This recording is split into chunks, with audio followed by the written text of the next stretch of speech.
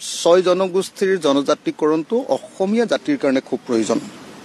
অসমীয়া জাতিয়ে যে দাবী কৰি আহিছে যে অসমৰ ৰাজনৈতিক অধিকাৰ সুৰক্ষিত হ'ব লাগে, সাংবিধানিকভাৱে সুৰক্ষিত হ'ব লাগে, নহ'লে বাহিৰৰ মানুহবিলাকে আহি ইয়াত মানে অসমৰ ৰাজনৈতিক অধিকাৰ কাহিনীয়ে যেনেকৈ ধৰক আপোনাৰ বাংলাদেশৰ পৰা অহা যিসকল আপোনাৰ প্ৰব্ৰজনকাৰী তেওঁলোকে অসমৰ ৰাজনৈতিক অধিকাৰ কাহিনীলে বুলি গোটেই অসম জুৰি ব্যাপক আন্দোলন, ব্যাপক সংগ্ৰাম, ব্যাপক মানে আন্দোলন চলি আছে।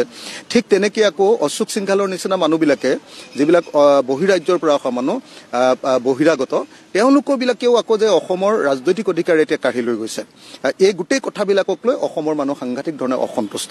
গতিকে মই দুইটা কথা কৈছোঁ যে বিদেশীয়ে যাতে অসমৰ ৰাজনৈতিক অধিকাৰ কাঢ়িব নোৱাৰে আৰু বহিৰাগতই যাতে অসমীয়া খিলঞ্জীয়া মানুহৰ কেতিয়াও ৰাজনৈতিক অধিকাৰ কাঢ়িব নোৱাৰে, সেইকাৰণে ছয় জনগোষ্ঠীৰ জনজাতিকৰণ অত্যন্ত গুৰুত্বপূৰ্ণ। যদি ছয় জনগোষ্ঠীৰ জনজাতিকৰণ হৈ যায় অসমৰ বেছি সংখ্যক মানুহ জনজাতি হ'ব আৰু তেতিয়া অসমক জনজাতি ৰাজ্য ঘোষণা কৰিব। আৰু জনজাতি ৰাজ্য ঘোষণা হ'লেতো আপোনালোকে সকলোৱে জানে যে অসমৰ কাৰণে ফাণ্ডো সাংঘাতিকভাৱে বাঢ়ি যাব, চেণ্ট্ৰেল গভৰ্ণমেণ্টৰ ফাণ্ড বাঢ়ি যাব।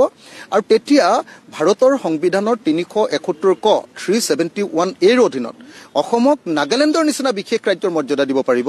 আৰু নাগালেণ্ডৰ নিচিনা বিশেষ ৰাজ্যৰ মৰ্যাদা দিলে তেতিয়া কেৱল অসমৰ মাটি অসমৰ ৰাইজৰ হাতত থাকিব, বাহিৰৰ মানুহে কোনো দখল কৰিব নোৱাৰিব। আৰু অসমৰ মাটিত পোৱা সম্পদ, খনিজ সম্পদ, তেল, কয়লা, চূণশিল, আজিকালি পানী, এইবিলাকৰ ওপৰত কেৱল আৰু কেৱল অসমৰ মানুহৰ অধিকাৰ সাব্যস্ত হ'ব।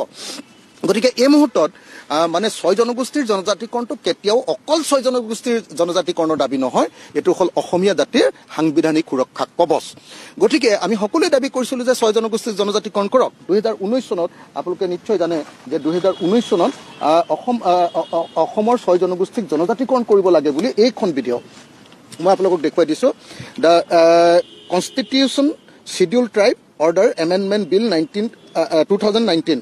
চাওক, বিল নম্বৰ 3 of 2019, 2019 চনৰ 3 নম্বৰ যিখন বিল, এই বিলখনত স্পষ্ট ৰূপত অসমৰ চাওক ইয়াতে কাক কাক জনজাতি কৰিয়ে দিছে।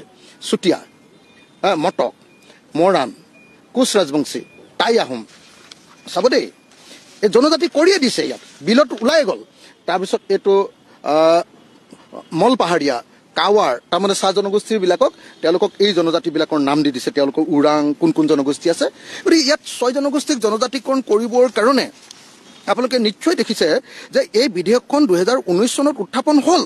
2019 চনত এই বিলখন উত্থাপন হোৱাৰ পাছত এতিয়া কিয় সেই বিলখন পাছ কৰা হোৱা নাই? এতিয়াও ৰাজ্যসভাত সেই বিলখন আছেই। এই বিলখন যেতিয়া আছে সেই বিলখন পাছ কৰি দিলে হৈ গ'ল। তাকে নকৰি এতিয়া কি কৰিছে, পৃথিৱীত নথকা, গোটেই পৃথিৱীতে ক'তো নাই তেনেকুৱা এটা নতুন ধৰণৰ জনজাতি ভেলি বুলি এটা নতুন ধাৰা কৰিছে। আপোনালোকে নিজে চাওক, মই constitution schedule tribe order 1950 amendment up to 2024, ইয়াত আপোনালোকে চাওক যে ইয়াত আপুনি নিজে চাওক যে ইয়াতে শিডিউল ট্ৰাইব পাৰ্ট 1ত কি আছে। পাৰ্ট 1ত অন্ধ্ৰপ্ৰদেশ, অসমত পাৰ্ট 2ত আছে। পাৰ্ট 2 তাত অকল দুটাই জনজাতি আছে, এটা হ'ল পাহাৰীয়া, এটা হ'ল ST হিলছ আৰু আনটো হ'ল ST আপোনাৰ প্লেইনছ। এতিয়া জনজাতি বুলি এটা নতুন কৰি, য'ত সংবিধানত নায়েই, আমাৰ সংবিধান প্ৰণেতা সকলেই বনোৱা নাই, য'ত আগতে উত্থাপন হৈ থকা বিলখন পাছ নকৰে, তাত জনজাতি বুলি এটা নতুন ছেকশ্যন তৈয়াৰ কৰিব। এনেকুৱা কথা কেতিয়াবা হ'ব পাৰেনে? মিছা টুপি ইলেকশ্যনটো পাৰ কৰাৰ বুদ্ধি হিমন্ত বিশ্ব শৰ্মা প্ৰত্যেকবাৰে এটাই কাম কৰে, সদায় এটাই কাম কৰে। চাওক আপুনি 2014 চনত আমাৰ প্ৰধানমন্ত্ৰীয়ে কৈছিলে যে 6 মাহৰ ভিতৰত জনজাতিকৰণ দিম। তাৰপিছত আকৌ কোকৰাঝাৰত আহি আকৌ এবাৰ কৈ দিছিলে যে আমি জনজাতিকৰণ দিমেই ছয় জনগোষ্ঠীক, কাম কৰি আছো, এনেকে কৈছিলে।